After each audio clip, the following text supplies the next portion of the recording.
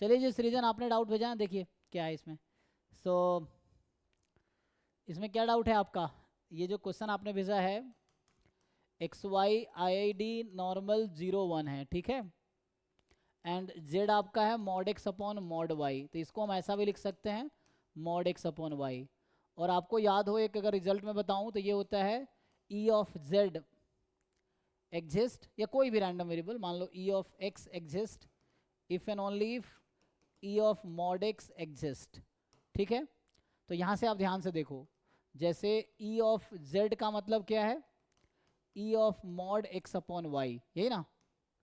अच्छा x upon Y कुछ नया नाम दे दो, तो mod X upon Y, X upon का वाई का नाम डब्लू रख दो for example, X upon Y का नाम यहाँ डब्लू रख दिया, तो क्या होगा, ये है E of mod W, so this exist if and only if E of W exist, ठीक। अब आप ये जानते हो कि डब्ल्यू का डिस्ट्रीब्यूशन क्या होगा, डब्ल्यू इज कॉची 0 1, ये थ्योरम पता होगा आपको, एक्स वाई नॉर्मल 0 1 है तो रेशियो इसका कॉची 0 1 होगा।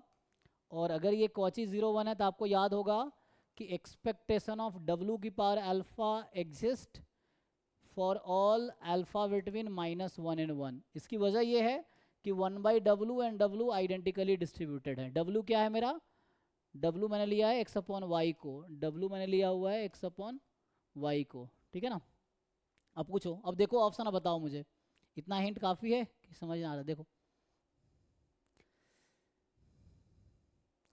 e ऑफ w की power alpha does not exist otherwise, ठीक है, डज नॉट एग्जिस्ट अदरवाइज, ये हो गया क्या, इसका मतलब क्या है, mod alpha less than 1 does not exist for all mod alpha more than equal to 1। तो ये हिंट आई थिंक आपको हेल्प करेगा, चेक करो, इज इट क्लियर है भाई सृजन? Yes sir. क्लियर है, देखो ऑप्शन देख के बताओ मुझे। हाँ सर, पहला वाला हो जाएगा फिर। पहले वाला में -1/2 है तो हाँ इसमें है, तो ओके है, एग्जिस्ट करेगी। दूसरे वाले में 3/2 है, यहाँ आ गया तो डज नॉट एग्जिस्ट। तीसरे वाले में 1 है, यहाँ आ गया डज नॉट एग्जिस्ट। चौथे वाले में -3/2 है, यहाँ आ गया डज नॉट एग्जिस्ट, तो सिर्फ पहले वाले में एग्जिस्ट करेगी।